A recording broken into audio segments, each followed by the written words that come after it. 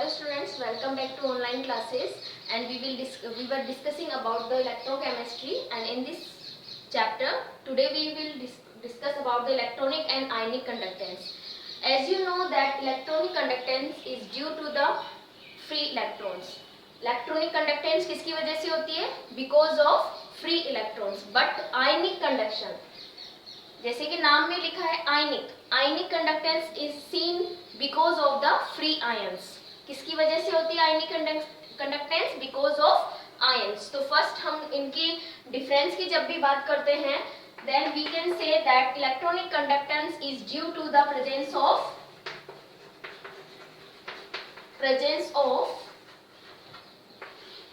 Free electrons. किसकी वजह से होती है? free electrons. And ionic conductance is due to the presence of free ions. किसकी वजह से होते हैं ये? free ions की वजह से देखी जाती है. So electronic conductance is dependent on the nature of a metal. किस पे डिपेंड करती है electronic conductance?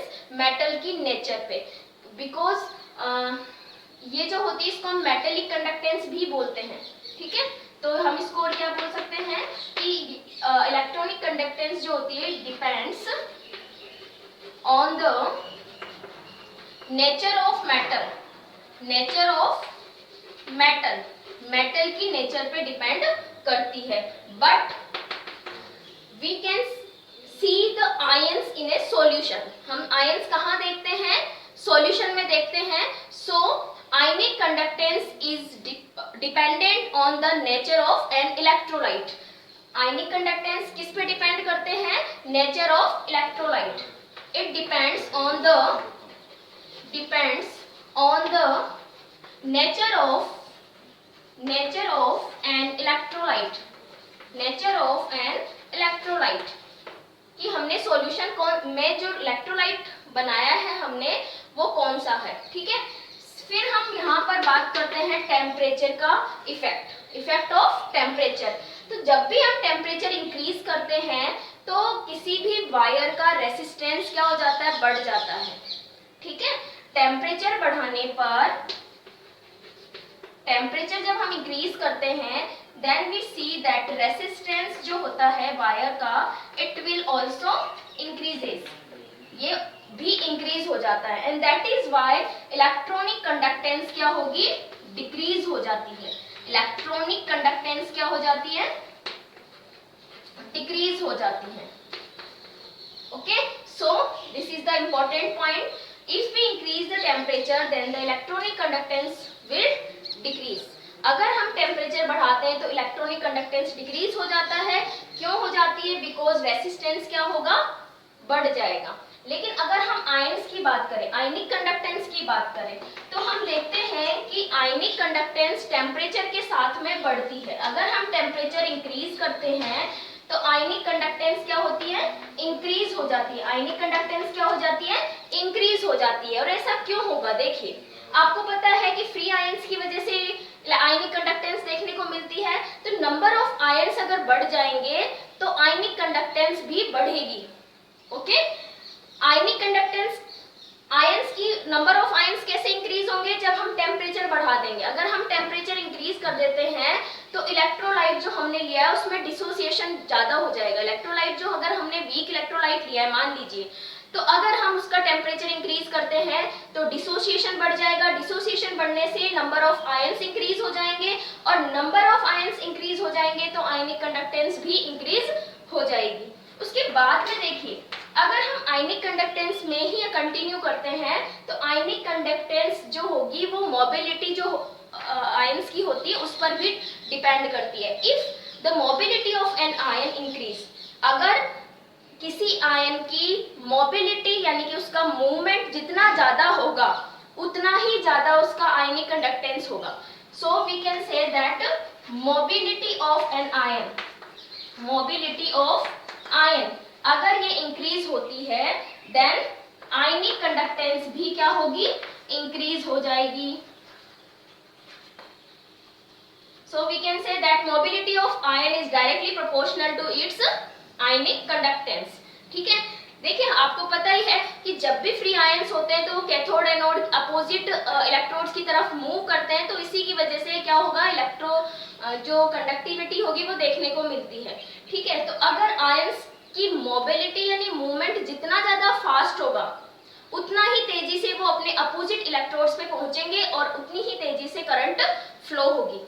So these are some important points about the electronic और ionic conductance. Electronic conductance is also known as metallic conductance, इसके बारे में भी आप ध्यान रखना है। नेक्स्ट हम बात करते हैं कंडक्टिविटी सेल के बारे में।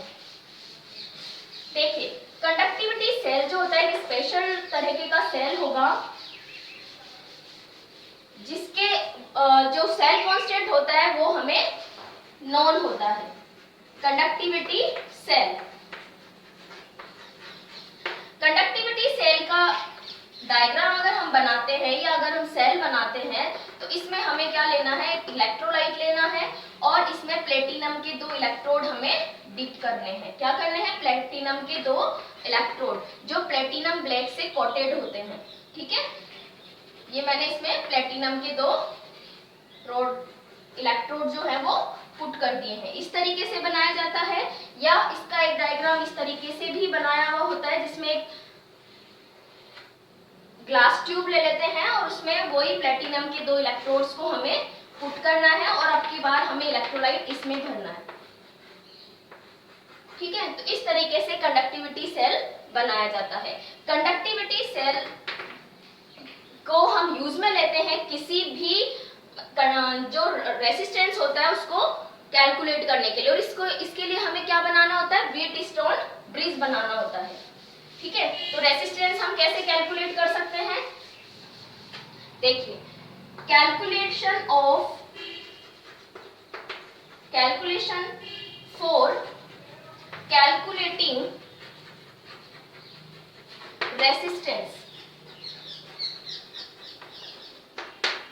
रेसिस्टेंस को कैलकुलेट करना है हमें, इसके लिए हमें व्हीट स्टोन ब्रिज बनाना है।